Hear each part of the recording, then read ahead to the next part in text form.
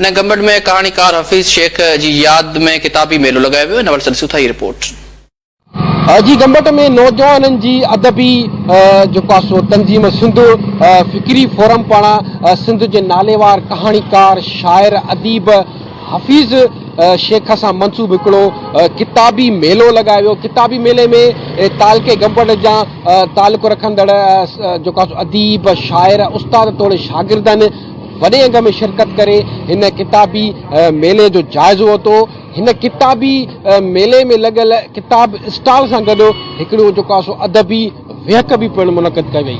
उन हवाले सां हिते मौजूदु आयल अदीबनि शाइरनि ऐं उस्तादनि सां ॻाल्हि ॿोल कंदासीं त उन्हनि जो छा चवणु आहे। हीउ हफ़ीज़ शेख हिकिड़ो वॾो कहाणीकार ऐं सहाफ़ी हुयो। हुनजी अदब ऐं सहाफ़त में वॾियूं ख़िदमतूं आहिनि। तरक़ी पसंद ऐं रोशन ख़्यालीअ जूं उन वक़्तु ॻाल्हियूं कयईं जॾहिं ऊंदाहीअ जो दौर हो, 70 वारो ॾहाको हो। पोइ माण्हुनि खां विसरी वियो। पोइ उनजे नाले खे ज़िंदा करण जे लाइ पहिरियों हफ़ीज़ शेख किताबी मेलो लॻो। उन्हनि में विहकनि जो सिलसिलो बि हुयो। ॿियो हफ़ीज़ शेख किताबी मेलो हिते लॻो।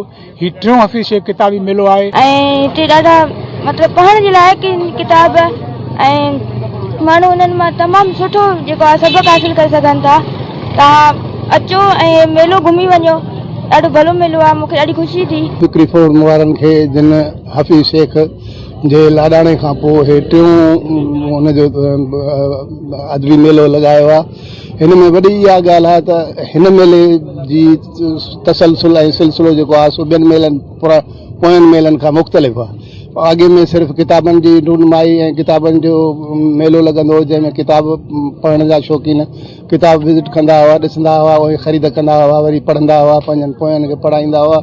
हाणे हिन में वरी सुञाण शख़्सियतुनि ते लेक्चर बि आहिनि, उन्हनि जी सुवालनि जवाबनि जूं वेहकूं बि आहिनि, जंहिंजे करे हिन मेले जी अहमियत अञा वधीक थी वञे। हीअ हिकु फ़िक्री ऐं शऊरी तहरीक आहे।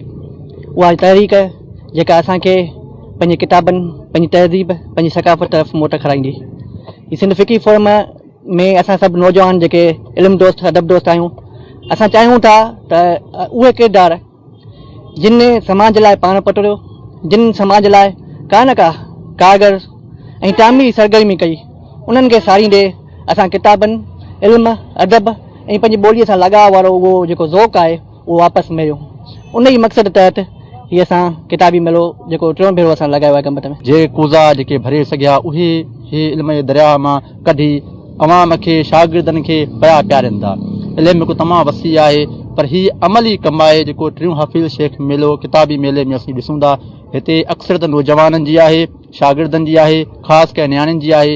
इहे असांजे मुस्तक़बिल महिमार आहिनि। किताब पढ़ंदो ऐं उन किताब जे ज़रिए ई पंहिंजे रोशन आईंदे जे लाइ नवां ख़्वाब उहो ॾिसी सघंदो ऐं उन ख़्वाबनि जी तामीर जे लाइ उहो पंहिंजे अॻिते वधंदो। कैमरा टीम सां गॾु इरफान मेमन, KTN न्यूज़ गंबट।